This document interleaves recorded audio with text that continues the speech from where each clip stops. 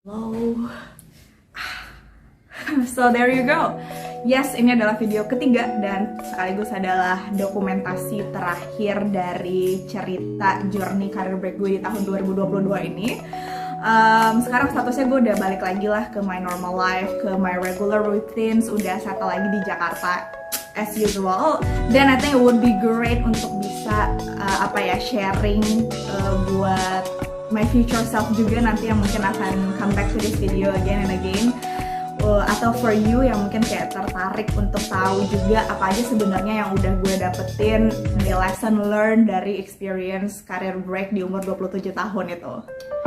Well, itu kali ya, kayak a quick recap. So dari Januari tahun ini sampai awal Agustus itu gue tuh dalam sebuah transition period. Basically gue ngambil break dari my normal routine from my beautiful job untuk bisa bereksperimen with life. Basically sebenarnya bereksperimen dengan diri gue sendiri sih, melalui pengalaman-pengalaman yang beda. Ini mungkin recap dari video yang kedua kali ya.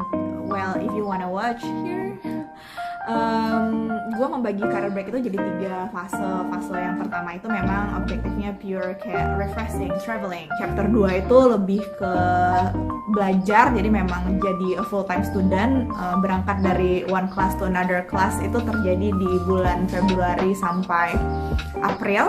Chapter yang ketiga yang tadinya gue kira gue drop kan, nah ternyata you know, sometimes memang universe work unexpectedly dan it happens. Jadi gue punya chapter yang ketiga yang buat gue itu mungkin highlightnya lebih ke temporary work and volunteer experience.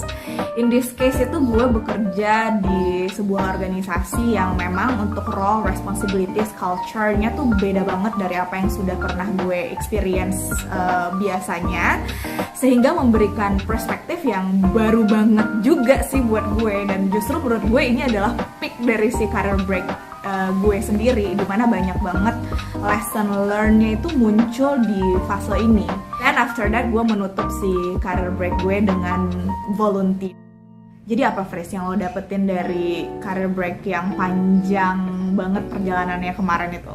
Gue ngerasa 2021 gue ke gue yang sekarang itu jauh aja gitu rasanya. Kayak itu 2021 tuh a long time ago lah. Padahal kayak ya sekarang masih, come on, this is still what September. Mungkin gue akan start dari apa yang gue dapetin dan memang obvious banget ya, jadi gampang dilihat, it's on the table every day sekarang.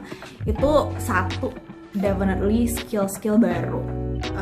Apakah itu bentuknya skill yang gue dapetin dari kelas ke kelas, atau skill itu adalah skill yang memang something gue coba dari eksperimen aja pada saat punya free time, seperti contohnya bikin video ini. Itu sekarang ya jadi part of myself, walaupun semuanya tuh sekarang masih di level baby lah ya. Kayak cupu banget nih Pris. Cuman ya nggak apa-apa, menurut gue it's a work in progress, dan every small progress is still progress. So gue sangat men-celebrate skill-skill baru itu sih. Contohnya nih kayak alright, so then the second one adalah cerita baru. Itu juga very obvious kan, kayak lo sekarang sedang mendengarkan gue bercerita itu ya karena gue punya si journey ini, dan ini menjadi somehow sebuah aset yang menarik gitu loh, yang bisa mendiferensiate gue. Kayak gue bisa membuat ini menjadi sebuah kartu-kartu cerita yang nanti gue bisa keluarin di momen-momen yang tepat. Dan jujur banget it's quite something ya, kayak a confidence booster gitu loh ketika lo punya interesting stories untuk dibagiin ke orang-orang. Terus yang ketiga adalah teman baru. Itu juga sangat obvious. Jadi kalau misalnya gue buka Instagram gitu terus nge-scroll namanya throwback gitu ke momen di saat kita bareng di whatever period di dalam in between January to August this year. Dan I love you guys so much karena menurut gue experience ini tuh gak akan se-rich sekarang tanpa inputan cerita atau background dari teman-teman yang gue temuin sepanjang perjalanan. Menurut gue malah perspektif baru yang tadinya tidak gue punya itu datang dari cerita-cerita orang-orang yang gue temuin di dalam perjalanan ini. So I would like to say thank you so much guys if you watch this video. So thank you so much. Thank you for having me. Oke, sekarang kita ke yang tidak obvious ya. Yang bentuknya adalah berupa a new feeling yang menurut gue sangat magical. It feels so good. Kalau misalnya boleh milih satu kata untuk mendescribe feeling itu adalah rasa cukup. This enough feeling sih menurut gue yang gue rasain sekarang. Kayak somehow semua primary needs gue itu udah terpenuhi dan gue sudah memiliki itu di diri gue yang sekarang, di apapun itu yang gue lakukan sekarang, sehingga whatever comes beyond dari ini itu jadi secondary, tertiary needs yang nice to have aja. Tapi for now I'm good, I'm enough. This is amazing.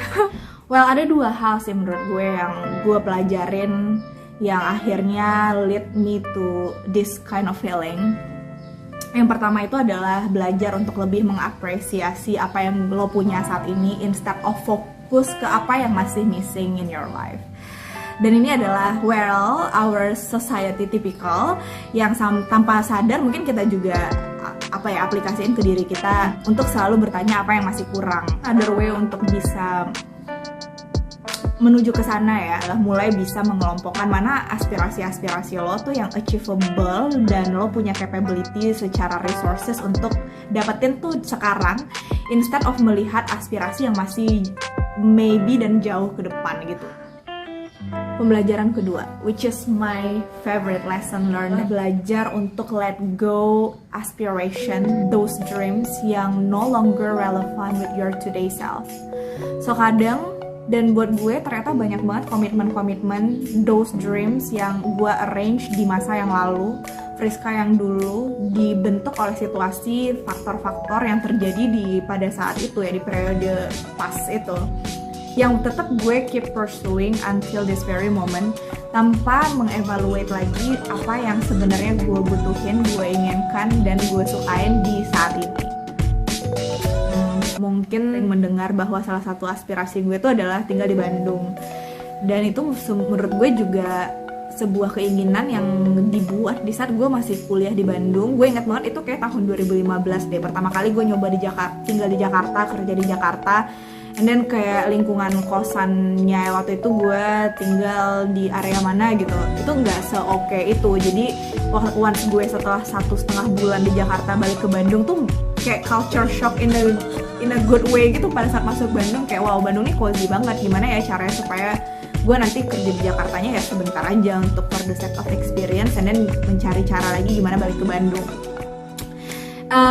Magically gue balik ke Bandung tahun ini untuk kerja dan punya potensi tuh hidup di Bandung, dan pada saat itulah gue menyadari bahwa gue tuh udah sebenarnya nyaman banget dengan hidup gue di Jakarta. Very something kan sebenarnya kalau dipikir-pikir, kayak such a self discovery moment yang gue temuin di sana, bahwa ternyata gue sangat merasa cukup oke lah dengan hidup gue yang di Jakarta yang sudah gue bangun dari tahun 2016 ini gitu. Dan itu sesuatu sih, di saat itu gue baru mulai melihat lagi, mungkin memang ada hal-hal di my bucket list tuh yang gue paksakan, padahal sebenarnya nggak lagi match nih dengan diri gue yang sekarang, wants-nya sekarang, needs-nya Friska sekarang, dan apa yang gue cintai sekarang gitu. Well, that's it sih kayaknya yang mau gue note untuk cerita career break gue in terms of lesson learned dari sananya. Kalau gue balik lagi nih ke video gue yang pertama, dimana gue bilang visi gue adalah try something different, gue pengen learn the art of slowing down.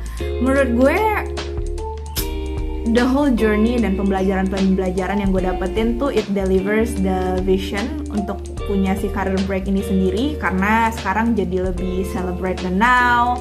Terus ya tadi ada hal-hal baru yang gue dapetin obviously dari si pengalaman-pengalaman yang beda itu. I'm very happy. Thank you so much for watching. Thank you. Semoga ada manfaatnya walau kayak dikit juga nggak apa-apa sih. So bye.